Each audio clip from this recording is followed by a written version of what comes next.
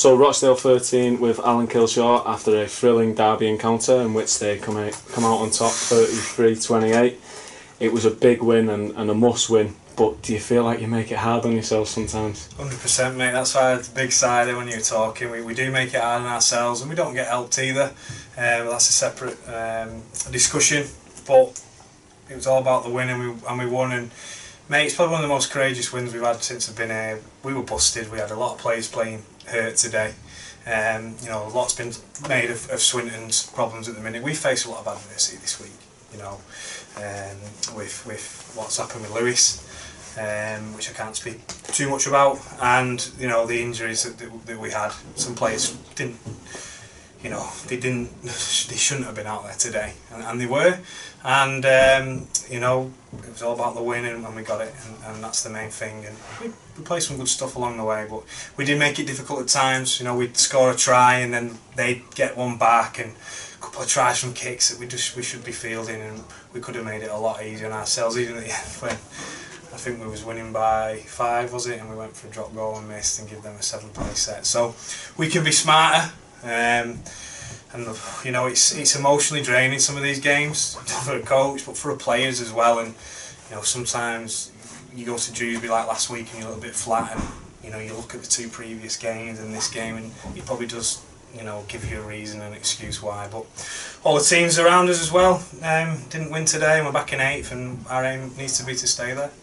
I think your use of the word courageous is spot on, really, and there's a lot of leaders in that team, but one that stood out for me was Ben Moores. It looked like he led from the front. He took up the mantle with the captain missing it, obviously, and it looked like it meant a lot to him at the end of the game when we got over for that try. Yeah, definitely. You know, Chris was captain today and Ben vice captain, and you know, it wasn't just Ben. I thought both our 9s were good. Ryan and Ben had a real simple plan, and just to run and get us around the ruck and speed us up, and I thought they both complemented each other in what they did. And there were some great performances. You know, I can't speak highly enough of my players today. You know, 1 to 17, and you know, sure, we'll look back on it and we'll agree we could have done some things better, or we could have saved a try here or made a tackle here, but we kept going.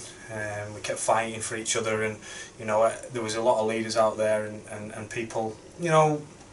We had some, you know, some big outs as well. We had, you know, we had Palfrey, Greenwood, Middlehurst. We had some big outs as well. So other people did have to take that mantle up, and I thought they did. And like you say, Ben was just a number of players who led from the front today, and it meant a lot for everyone. You know, these games mean a lot to us.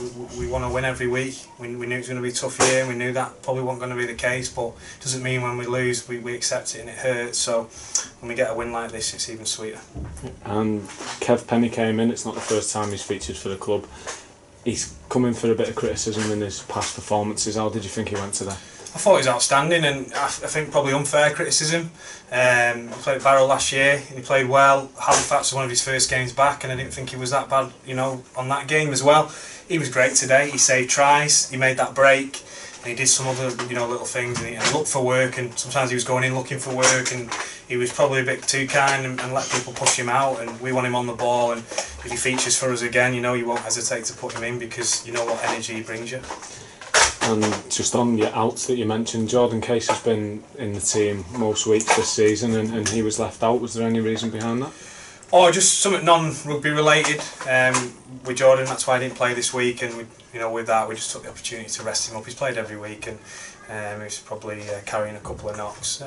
Probably wasn't happy to not play, but it'll freshen him up. I thought a couple of the guys who haven't played, Jack Holmes won, and you know, Ryan didn't play last week. I thought they stood up and justified their selections today. And you seemed notably annoyed with some of the decisions that went against you today.